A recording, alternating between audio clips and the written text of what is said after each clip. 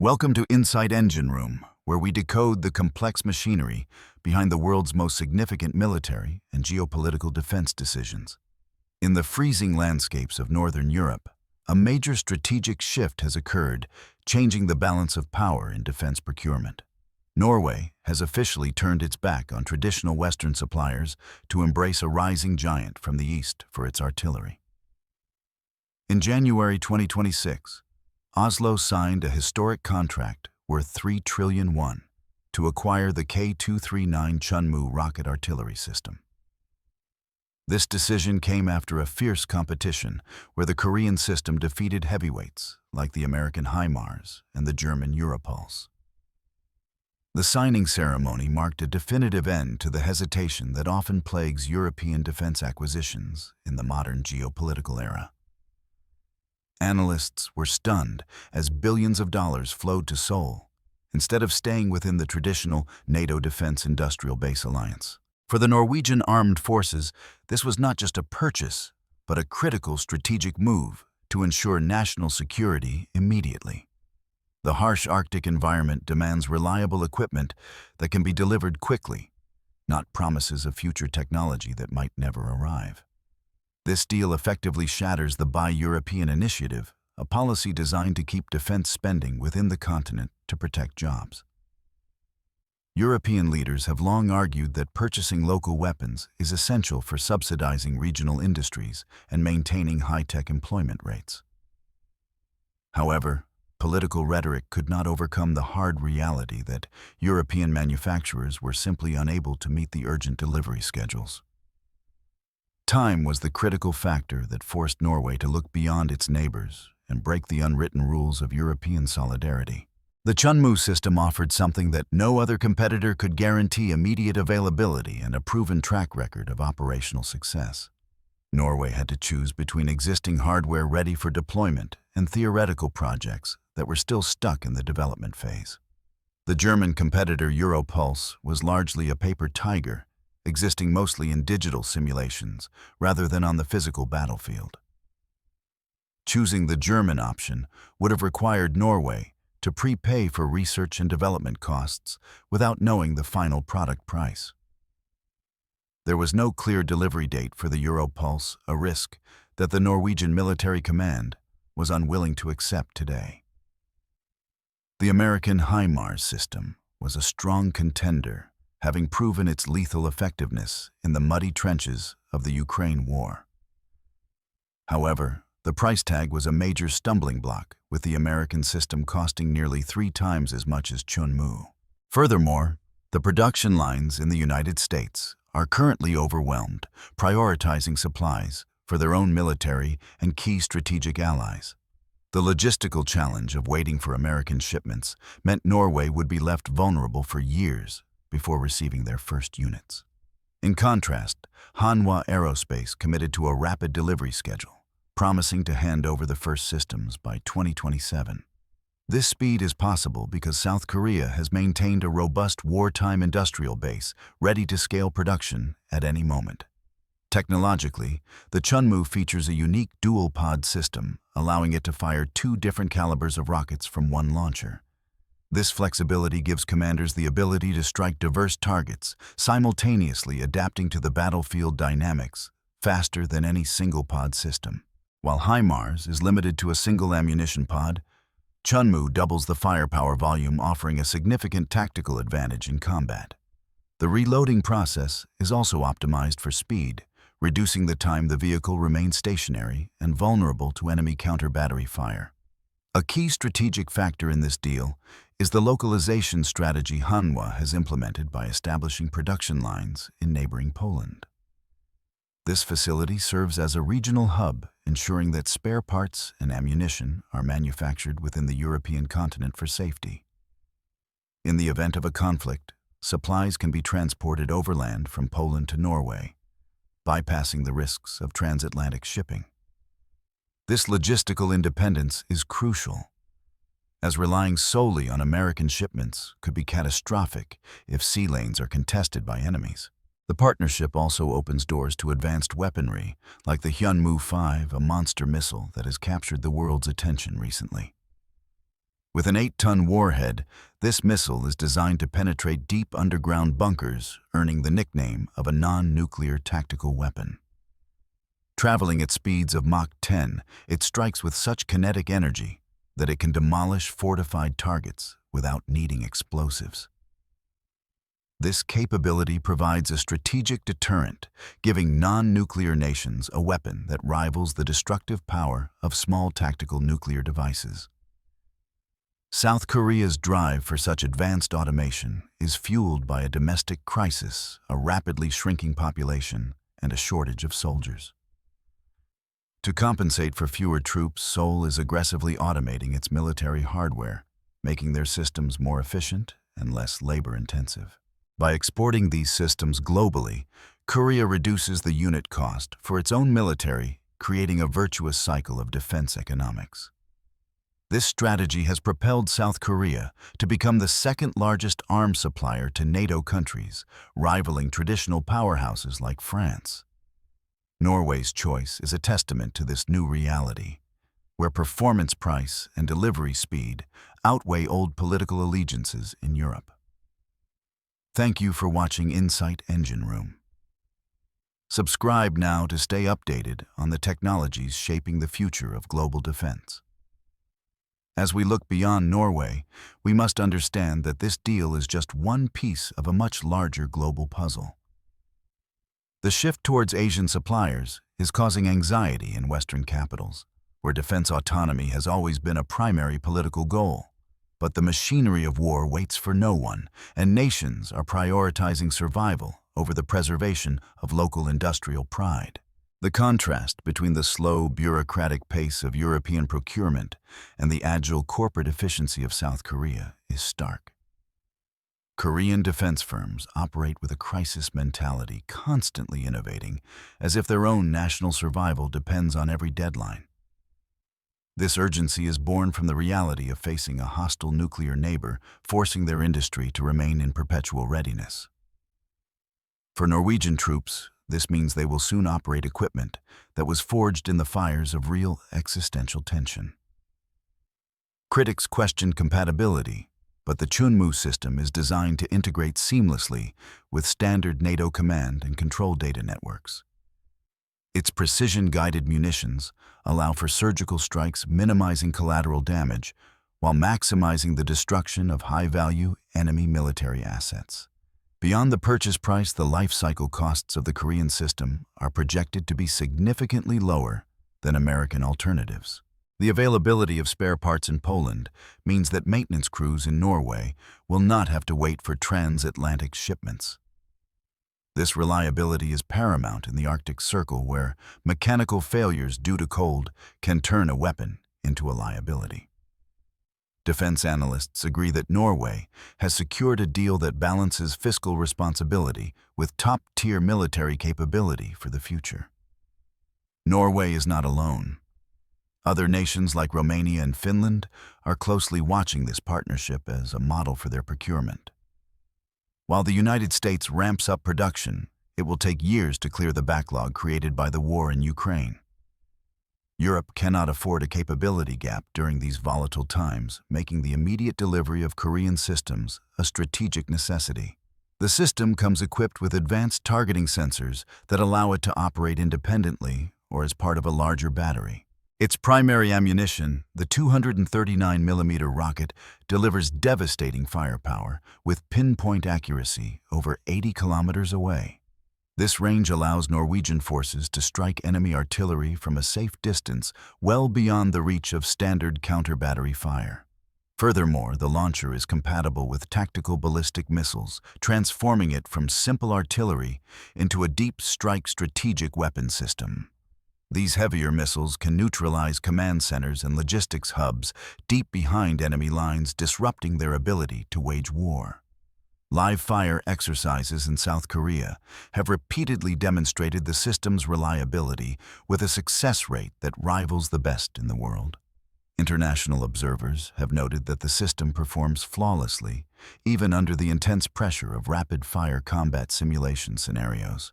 Modern propellant technology also reduces the visual signature of the launch, making it harder for enemies to pinpoint the launcher's location. The shoot and scoot capability is vital, allowing the vehicle to relocate within seconds of firing to evade counterattacks. With automated stabilizers and fire control, the crew can set up fire and move out much faster than legacy systems. The armored cabin protects the crew from small arms fire and artillery splinters, ensuring their survival in high-intensity combat zones. It also features full nuclear, biological, and chemical protection, allowing the system to operate in the most hazardous battlefield conditions. Designed in a country with freezing winters, the Cheonmu is perfectly adapted to the icy terrain and climate of Norway. The mountainous terrain of Korea is similar to Norway, ensuring that the vehicle's suspension and engine are tuned for such landscapes. Its powerful engine allows it to climb steep gradients and navigate narrow mountain roads that would trap heavier, less agile vehicles. Maintenance is simplified with a modular design, allowing mechanics to swap out faulty components quickly right on the field.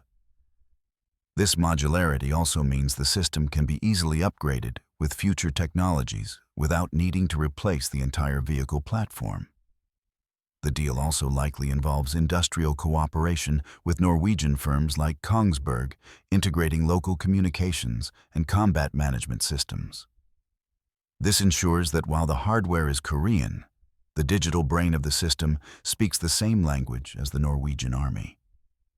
Future upgrades may include extended-range rockets that can reach targets over 150 kilometers with high precision. Such range would allow Norway to project power far into its coastal waters, deterring naval aggression from potential adversaries. The mere presence of such capable artillery serves as a powerful deterrent, signaling that any aggression will be met with overwhelming force. Returning to the competition, the failure of the German bid highlights a crisis in the European defense manufacturing sector today. Decades of underfunding have left European manufacturers unable to scale up quickly enough to meet the sudden surge in demand. The peace dividend era led to a hollowing out of industrial capacity, creating the bottleneck we see in procurement today. In contrast, South Korea never let its guard down, maintaining a hot production base capable of pivoting to export immediately. This success is not isolated. The K-2 tank and K-9 howitzer have also found massive success in the European market. Poland has become the primary bridgehead for Korean defense technology in Europe, operating hundreds of these advanced combat systems. The ecosystem created in Poland will likely support the Norwegian fleet, creating a shared logistics network across Northern and Eastern Europe. We may soon see a Cheonmu user club in Europe, where nations share training resources, maintenance tips, and operational doctrines. Interoperability between these nations strengthens the NATO alliance, even if the hardware originates from outside the traditional Atlantic sphere. The United States remains a key player, but its monopoly on high-tech rocket artillery has been effectively challenged by Seoul. This competition forces American companies to innovate and perhaps rethink their pricing and delivery strategies to remain competitive globally. For Norway, the savings from this deal can be redirected to other critical defense needs, such as naval assets or cybersecurity. In an era of hybrid warfare, budget efficiency is as important as firepower, allowing nations to fund a comprehensive defense strategy. The shadow of the Cheonmu 5 looms large over these deals, representing the pinnacle of conventional missile technology available for export. While Norway is buying the Cheonmu, the technology transfer and partnership could one day open access to these heavier strategic assets. The ability to destroy deep bunkers without nuclear weapons changes the strategic calculus for any potential aggressor in the region. Back in Korea, the demographic cliff is the silent engine driving this relentless innovation in automated and powerful weaponry. With fewer young men available for conscription, the military must rely on machines that offer force multiplication on the battlefield. One soldier operating a system like Cheonmu can deliver the firepower that previously required an entire battery of towed artillery. Exports are essential to keep these production lines running at an affordable cost for the South Korean military itself. Without exports to countries like Norway and Poland, the cost of arming South Korea against the North would be astronomically higher. Thus, every contract signed in Europe directly contributes to the security of the Korean Peninsula, creating a global security interdependence. To summarize, Norway chose Cheonmu for three undeniable reasons: rapid delivery speed, cost-effectiveness, and superior tactical flexibility. This deal serves as a wake-up call for European defense industries to modernize and accelerate their own production capabilities. As Korea pushes forward with AI and directed energy weapons, we can expect them to remain a dominant player globally. For the people of Norway, this acquisition provides a tangible shield, ensuring peace through superior strength and readiness. When the first units arrive in 2027, they will represent a new era of cross-continental defense cooperation. The global arms trade is shifting, and the lines between East and West supply chains are becoming increasingly blurred. We have witnessed the life cycle of a deal that challenges the status quo, driven by the harsh logic of necessity. If you found this analysis insightful, please hit the like button and share your thoughts on this deal in the comments. Do you think Europe will continue to buy Korean weapons, or will domestic industries catch up? Let us know below. The world is changing fast, and understanding these defense dynamics is key to understanding the future of global geopolitics. From the factories of Cheonmu to the fjords of Norway, the engine of defense innovation never stops running. Stay tuned for our next deep dive into the machinery of power. This is Inside Engine Room signing off. Don't forget to check out our previous videos on the K2 Black Panther and the rise of Poland's military. Until next time, keep your eyes on the horizon and your mind open to the shifting tides of history. Behind every machine and every contract, there are people working tirelessly to ensure security in an uncertain world. Stealth, speed, and precision are the watchwords of modern warfare, and this system embodies all three in one package. Information is the ultimate weapon, and integrating these sensors gives commanders the edge they need to win the fight. Built to conquer the toughest environments, it stands ready to defend sovereignty whenever and wherever it is called upon. As the sun sets on the old order of defense procurement, a new dawn of global cooperation rises in the East. With this, we conclude our report. Thank you for your time and attention to this critical geopolitical development. Insight Engine Room is a community of enthusiasts and experts. Join us again soon for more detailed analysis. Goodbye for now. Stay curious, stay informed, and keep watching the engine room of the world. For the technical enthusiasts, the guidance system uses a combination of GPS and inertial navigation for maximum accuracy. Each rocket is massive, yet handled with delicate precision by the automated loading systems within the launch pod. The independent suspension allows for high speeds off-road, crucial for the shoot and scoot tactics mentioned earlier. Driving this beast requires specialized training, but the controls are designed to be intuitive for modern soldiers. The fire control interface is user-friendly, resembling modern tablet interactions to reduce the learning curve for new recruits. Satellite uplinks ensure that the vehicle remains connected to the command chain, even in the most remote locations. It can also ford shallow rivers, ensuring that water obstacles do not hinder its rapid deployment across the battlefield.